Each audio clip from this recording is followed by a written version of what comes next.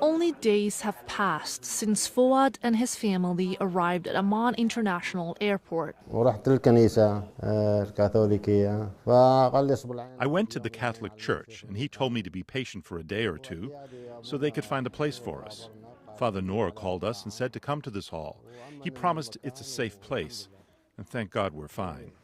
This hall is in Naur, a quiet town about 20 kilometers southwest of Amman. An area distinctively different than this bustling refugee camp in the nearby Jordanian capital. Lubna is Fuad's wife. She says she can finally breathe. She says the war on Christians had been ongoing since Saddam was ousted in 2003. But she says the last few days under the Islamist militants known as ISIL or ISIS were a nightmare. They threatened us, saying you have to either leave, be slaughtered, convert to Islam, or pay the tax on non-Muslims. We couldn't bear living in Mosul, and we were scared for our girls and our honor. ISIL confiscated their home and destroyed sites where their forebears had practiced their faith for nearly 2,000 years. According to one United Nations report, more than 1,500 Iraqi civilians were killed in June, a majority of them Christian. When we were leaving, one shot hit at our feet and a mortar sailed overhead. We were praying, "Mother Mary, please save us. We just need to get to this bridge."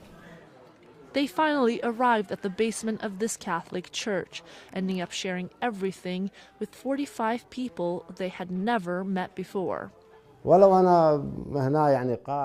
Even if I'm here living in a hall getting handouts and so on, I feel like I'm better off with how people treat you here, not like how I was living. We put up with leaving and the costs and everything for our girls so that they can have rights, so that they can have a future, because in Iraq there isn't any future. But even here, the future is still uncertain. They are waiting for their second interview with the United Nations.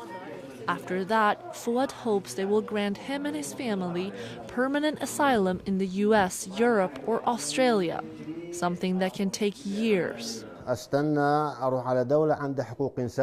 I'm waiting to go to a country that has human rights. Human beings actually having real lives, and you don't have to ask for it. I'll go to any country. For now, they'll stay right here. So far, only France has granted asylum to Iraqi Christians escaping ISIL. Australia has pledged to accept 4,000. What the US or other European countries will do remains to be seen. Tala Hadavi for VOA News, Naur, Jordan.